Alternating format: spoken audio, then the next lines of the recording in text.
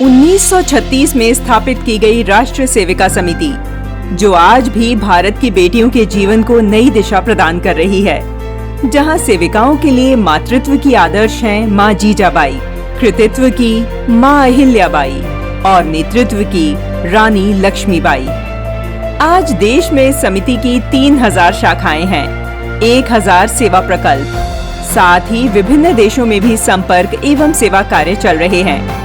इस समिति की आधारशिला रखने वाली महान विभूति का नाम है वंदनीय लक्ष्मीबाई केलकर, जिन्हें हम मौसी जी के नाम से भी जानते हैं। मौसी जी का जन्म उस स्थान पर हुआ जहां से राष्ट्रीय स्वयंसेवक संघ का उद्भव हुआ और राष्ट्र सेविका समिति का भी बीजारोपण किया गया।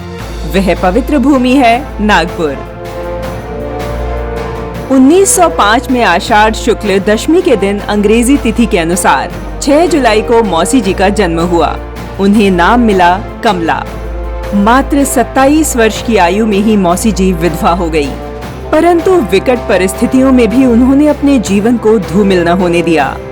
मौसी जी ने तत्कालीन समाज में नारी की स्थिति को ध्यान से देखा, रूढ़िवादी बंधनों एवं अंधश्रद्धा के जाल में फंसी महिलाओं की दास्ता को समझा।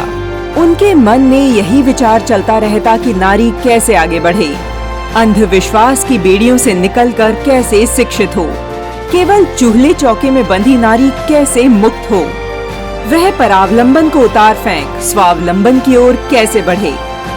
मौसी जी रामायण पढ़ा करती थीं। उन्होंने पाया कि माँ सीता अपने आत्मबल से अपने सतीत्व की रक्षा करने में सफल हुई। उनकी सहायता उनके सुदृढ़ संकल्प और आत्मविश्वास ने की थी। मौसी जी ने आत्मबल की शक्ति को पहचाना और निश्चय किया कि आज फिर महिलाओं को अपनी शक्ति को पहचानने की आवश्यकता है।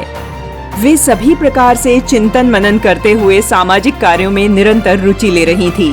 स्वराज्य, स्वदेशी और गौरक्षण जैसे विचार उनके मन में पल्लवित हो रहे थे।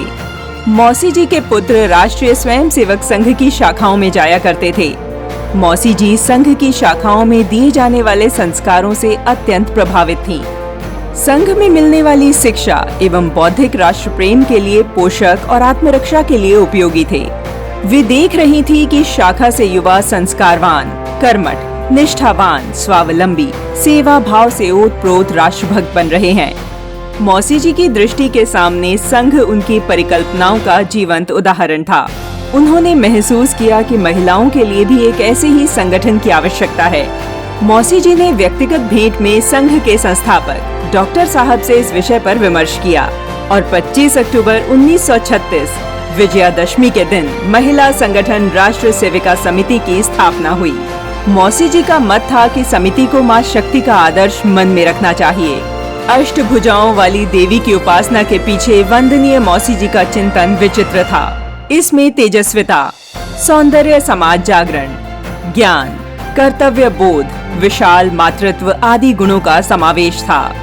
स्त्री ही राष्ट्र की आधार शक्ति है के सूत्र को मानने वाली यह समिति संपूर्ण विश्व कल्याण को अपना ध्येय मानती है।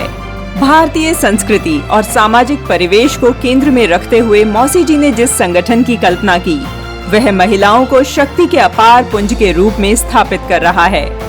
राष्ट्रीय संस्कार और बुद्धिमता और तेजस्विता से उन्होंने अद्वितीय कार्य कर दिखाए। नारी जागरण की अग्रदूत मौसी जी का शरीर 27 नवंबर 1978 को पंचतत्व में विलीन हो गया, परंतु उनकी कीर्ति, उनकी प्रेरणा अमर है, जो निरंतर समाज का मार्गदर्शन कर रही है।